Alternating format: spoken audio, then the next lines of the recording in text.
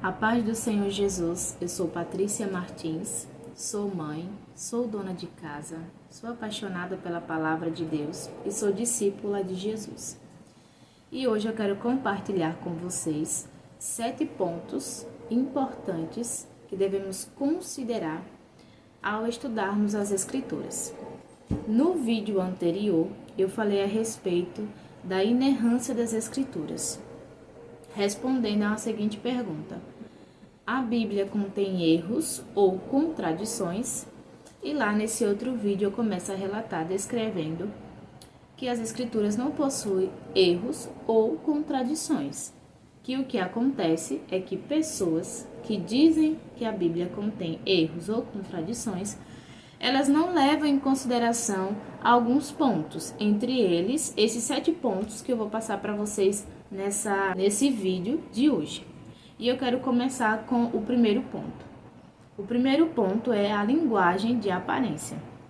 A utilização de uma linguagem de aparência para descrever certos fenômenos da natureza, como o levantar do sol ou o cair das estrelas, por exemplo. Um versículo como exemplo diz assim: Deus fez 2 grandes luminares, o maior para governar o dia e o menor para governar a noite. Fez também as estrelas. Gênesis 1:16. Exemplo de Gênesis 1:16, nós vemos Deus falando sobre 2 grandes luminares, que nós sabemos que um é o sol e o outro é a lua. Então, isso aqui é um exemplo de que uma linguagem de aparência ela é utilizada dentro das Escrituras. O segundo ponto é o antropopatismo, antropomorfismo e parábolas. Antropo, do grego antropos, que significa homem, e patismo, patem, que significa sofrer ou sentimentos. E antropomorfismo, antropo, do grego antropos, de homem, significa homem, e morfismo de forma, por exemplo, olhos, narina, mãos e etc. O uso do antropopatismo, do antropomorfismo e de parábolas, que são recursos para que o homem entenda coisas espirituais através da comparação com coisas naturais. Quero deixar 2 versículos, que traz esse exemplo. Vai trazer o exemplo de antropopatismo, que mostra o sentimento de Deus, sendo falada de forma que nós, seres humanos, possamos compreender, uma vez que somos seres limitados, e Deus é eterno, poderoso, soberano e etc. Diz assim: então o Senhor arrependeu-se de ter feito o homem sobre a terra, e isso cortou-lhe o coração. Gênesis 6:6, que é aonde algumas pessoas dizem que seria, contradição, porque numa outra passagem diz assim, Deus não é homem para que minta, nem filho do homem para que se arrependa. Acaso ele fala e deixa de agir? Acaso promete e deixa de cumprir? Então aqui mostra a imutabilidade de Deus. Ele não se arrepende, ele não mente, ele não volta atrás.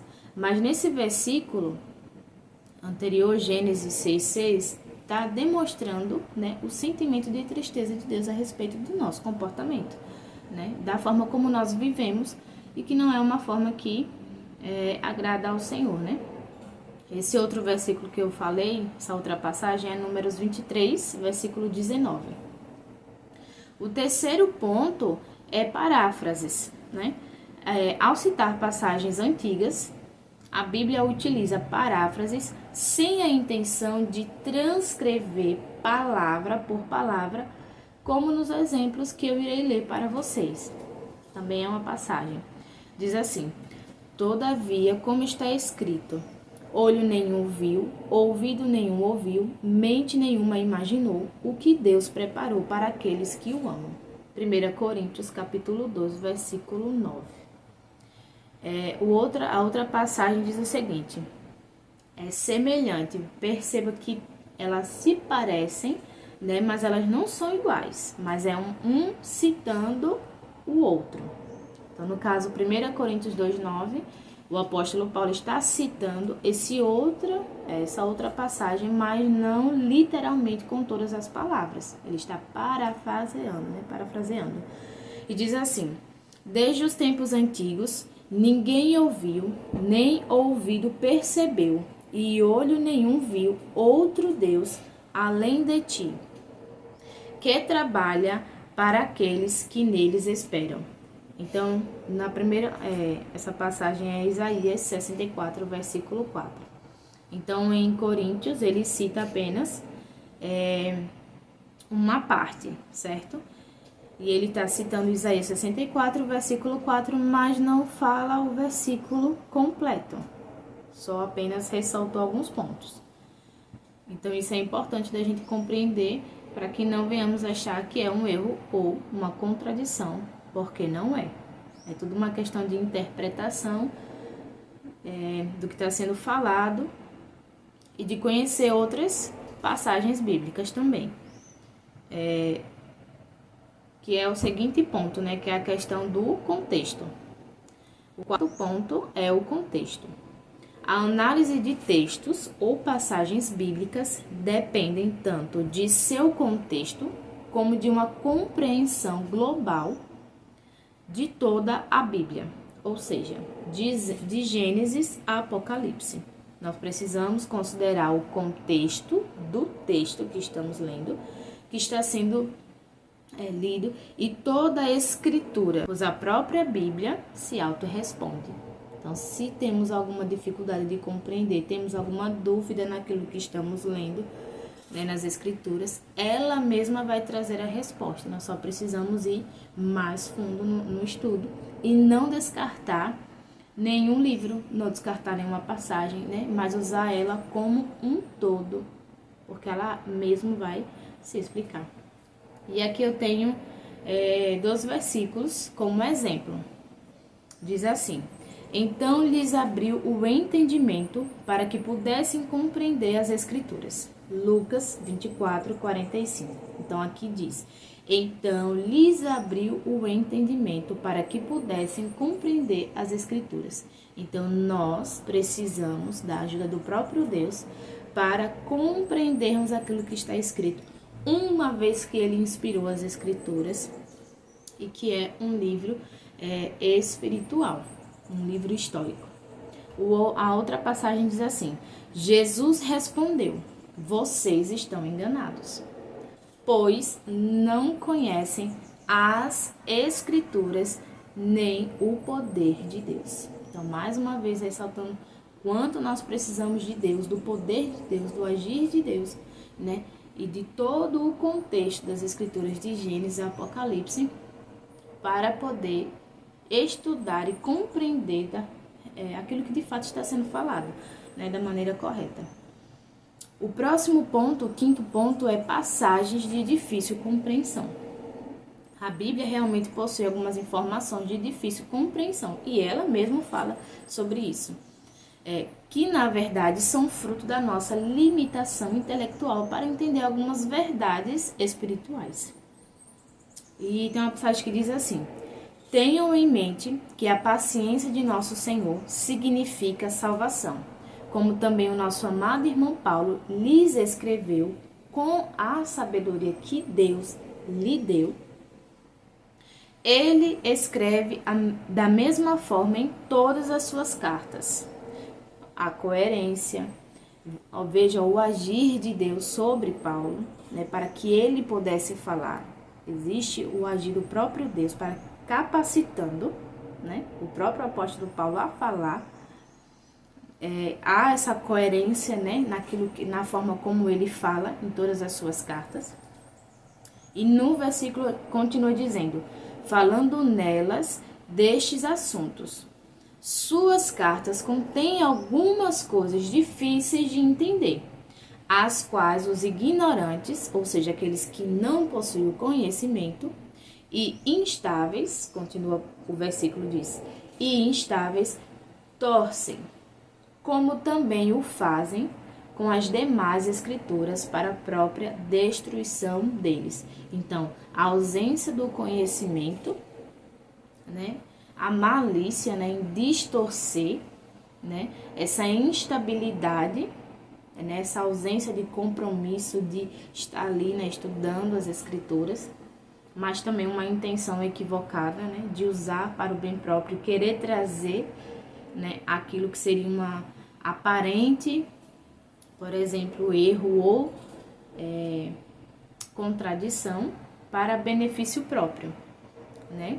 E isso tem consequências se nós não interpretamos da maneira correta, se não utilizamos, né, de ferramentas para estar ali estudando a palavra, né, e tendo a intenção correta, né, que é de se relacionar com Deus, conhecer a Deus, se aprofundar no conhecimento de quem Deus é, da sua vontade, de quem somos nele, daquilo que Ele espera de nós.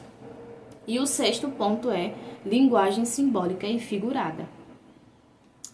Para transmitir a verdade, a Bíblia usa várias formas literárias, assim como linguagem simbólica e figurada. E um livro, né, muito conhecido que muitas pessoas temem é o livro de Apocalipse, que tem essa linguagem simbólica, essa linguagem figurada, né? Principalmente essa linguagem simbólica. Tem uma passagem aqui como exemplo, né, que diz assim: o sol se tornará em trevas e a lua em sangue, antes que venha o grande e terrível dia do Senhor. Joel 2, versículo 31. Então, esse aqui é um exemplo, né, de uma passagem que está usando essa linguagem, como o sol se tornará em trevas e a lua em sangue. É provável que isso não seja literal, mas de uma forma figurada, né, de uma forma simbólica. E o sétimo ponto, né, para nós finalizarmos, antes de prosseguir, eu quero pedir a vocês que possam curtir o vídeo, deixem a opinião de vocês, compartilhem esse vídeo para que possa alcançar outras pessoas. O propósito é propagar a verdade, né? É levar ferramentas para que as pessoas possam verdadeiramente estudar as escrituras e compreender da maneira correta, não espalhar o engano, não espalhar mentiras, né? Entendimentos, concepções equivocadas. Então, curte, comenta, né, compartilha, se inscreve no meu canal, tá? Dá a sua sugestão e eu vou olhar o seu comentário de vocês, vou estar aberta para aquilo que vocês irão falar, né, com todo respeito, em nome de Jesus. E o último, né, e sétimo ponto que eu quero compartilhar com vocês é métodos culturais e históricos. A Bíblia se utiliza de métodos culturais e históricos para relatar coisas como genealogias, medidas, estatísticas, ao invés de métodos precisos da tecnologia moderna, né? Até porque ela não foi escrita no tempo de hoje, com toda essa tecnologia. Então, há uma passagem, né? Duas passagens, na verdade, que é muito interessante para a gente fazer essa comparação.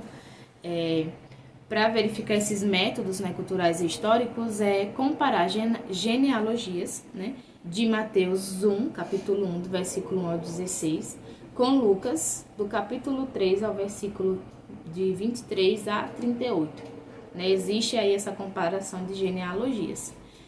E para finalizar, né, por essa razão, nós podemos afirmar que absolutamente tudo que a Bíblia diz é verdade. Não importa a forma como a Bíblia comunique algo. Nos escritos originais, ela sempre o faz corretamente. E quero deixar com vocês um versículo que diz assim: santifica-os na verdade, a tua palavra é a verdade. João 17, 17. Então, a palavra de Deus, ela é perfeita. Ela não possui erros, ela não possui equívocos, né? Nós é que somos limitados e temos dificuldade para compreender alguns pontos, mas sabemos através da própria escritura que nós temos o próprio Deus para nos revelar a sua vontade, para revelar a sua palavra, para nos instruir na sua verdade, certo? Então não esqueçam de compartilhar, de comentar, de curtir, deixa aí a sua opinião, compartilhe esse vídeo com outras pessoas. O meu intuito é realmente propagar a verdade, né, a palavra de Deus perfeita. Em nome de Jesus.